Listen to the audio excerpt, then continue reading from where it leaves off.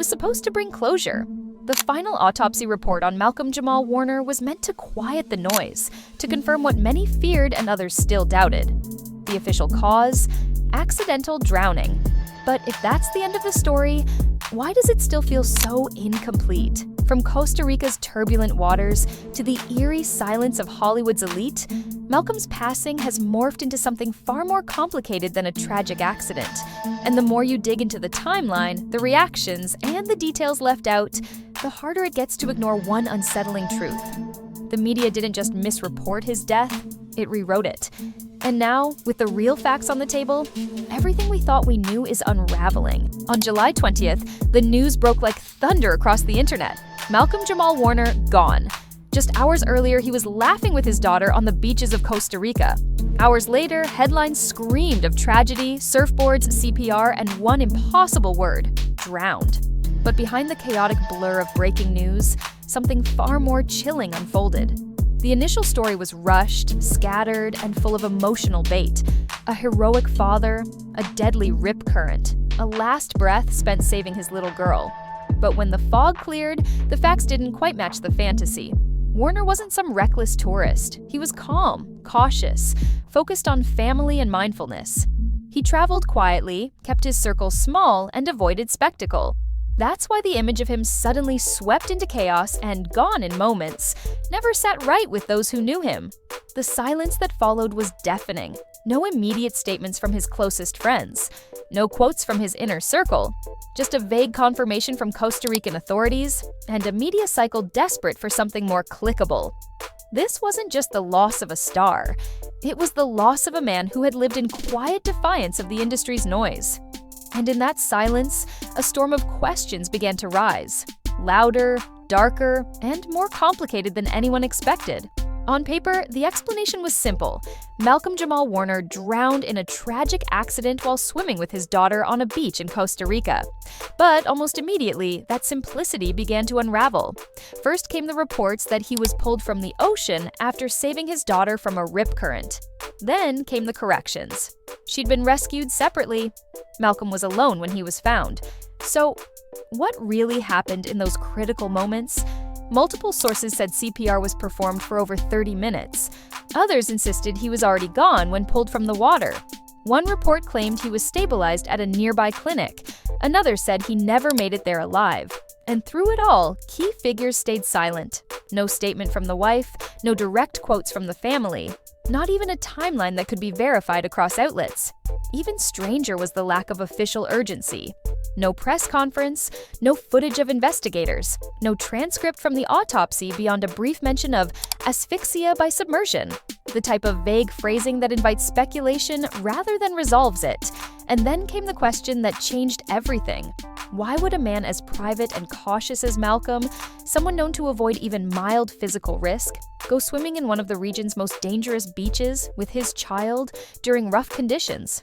Nothing added up.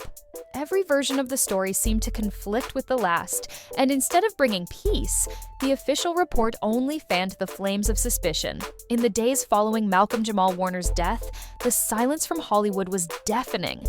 But his mother, his lifelong anchor, broke that silence not with headlines, but with heartbreak. Close family friends revealed that she never believed the story she was handed. Not fully, not blindly. She said Malcolm was strong, cautious, protective, the kind of man who didn't take chances with his daughter's safety, let alone his own. And yet now, she was left staring at a coffin, with more questions than answers. She wasn't alone in her doubt. A longtime friend, one who had worked with Malcolm during his early directing projects, posted a cryptic tribute on social media. The ocean didn't take him. Something else did. He told me he felt watched lately, like he was working on something bigger than he was allowed to. The post was deleted within hours, but screenshots live forever. Fans began combing through Malcolm's recent podcast episodes and interviews, and what they found wasn't just eerie, it was prophetic. In his final recorded conversation just 2 weeks before the trip, Malcolm had spoken about unfinished work. He said, "I've got things to say they're not going to want aired." No one asked who they were. No one thought he'd never get the chance to say it. His mother, too, reportedly clung to a collection of voice notes Malcolm had sent her. Short messages about feeling drained, about needing time to clear his head. She hasn't released them? Not yet. But those closest to her say she's been replaying one in particular. Over and over, a simple line, a trembling voice. If anything happens to me, it wasn't just the water. Before the waves ever touched him, Malcolm-Jamal Warner was working on something that terrified him and excited him in equal measure, a memoir. But this wasn't going to be a glossy recount of celebrity memories or sitcom nostalgia. According to sources close to him, Malcolm was preparing to reveal the uncomfortable truths about Hollywood's hidden machinery. The manipulation, the erasure, the pressure to stay quiet in exchange for safety, for success. The manuscript was nearly complete. Friends said he had titled it The Shadow Script, a metaphor he once explained for the roles Black artists are forced to play both on-screen and off. He had notes, drafts, voice memos, a backup drive, all of it stored in a password-protected cloud, until suddenly it was gone. After his death, the family tried to recover his files, but the drive had been wiped. Access logs showed strange login attempts in the days leading up to his Costa Rica trip, one from an untraceable IP address, the other from Los Angeles. Investigators dismissed it as digital noise. But to those who knew Malcolm, it wasn't just noise. It was a warning. One of his closest collaborators, a producer who had been helping him structure the chapters, told an indie podcast that entire sections are just gone, like they never existed. She had early drafts, sure, but the raw stuff, the emotional truths, the names had vanished. And yet one sentence from his draft stuck with her. She wrote it down the first time he said it aloud. They tell you silence is safety. But the truth? Silence is a slow death. That sentence was never meant to be his last word, but now it echoes louder than ever. Just 48 hours before Malcolm-Jamal Warner's final swim, he sat in front of a podcast mic for what would become the last recorded interview of his life. The episode was never meant to be special, just another appearance promoting a small indie project. But in hindsight, every word sounds loaded, heavy, like he was already speaking from the edge. He didn't talk about fame or roles or money. He talked about legacy, about exhaustion, about feeling watched. "There are eyes on me," he said, laughing nervously. "But they're not the kind that clap for you. They're the kind that wait for you to slip." The host joked, asked if he meant critics or internet trolls, but Malcolm didn't smile. He just looked off camera and muttered, "You'll see." Later in the interview, he dropped another cryptic bomb. "When you finally start telling your truth," he said, "don't expect applause. Expect silence and sometimes consequences." No one thought much of it at the time.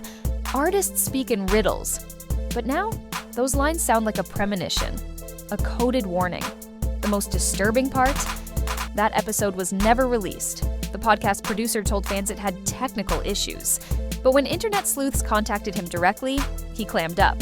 One anonymous insider claimed the raw file was intact, but had been quietly pulled after Malcolm's team received a call.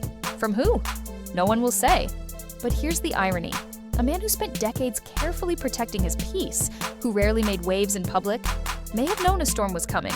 And instead of hiding, he chose to speak. One last time. What did Malcolm really know? And why was that interview buried? Because sometimes the most important truths are the ones we're never allowed to hear. Playa Grande is quiet now. No cameras, no headlines. Just the same deadly currents and the same unanswered questions. Malcolm-Jamal Warner's death has been sealed as an accident. But for those who knew him, really knew him, that word doesn't sit right. He was careful, he was private, he was strong. And now, he's gone, with too many loose ends trailing behind him. A buried interview, a missing audio file, a grieving mother who won't speak on camera, but whose eyes say everything, friends who whisper, then fall silent, a beach known for danger, yet lacking basic lifeguards, a timeline that doesn't line up, and a legacy rewritten by strangers who never knew the man. We may never get the full truth, but maybe that's the tragedy Malcolm feared most. Not death, but distortion. In the end, it wasn't just a man who drowned, it was his voice. And maybe that was the real crime.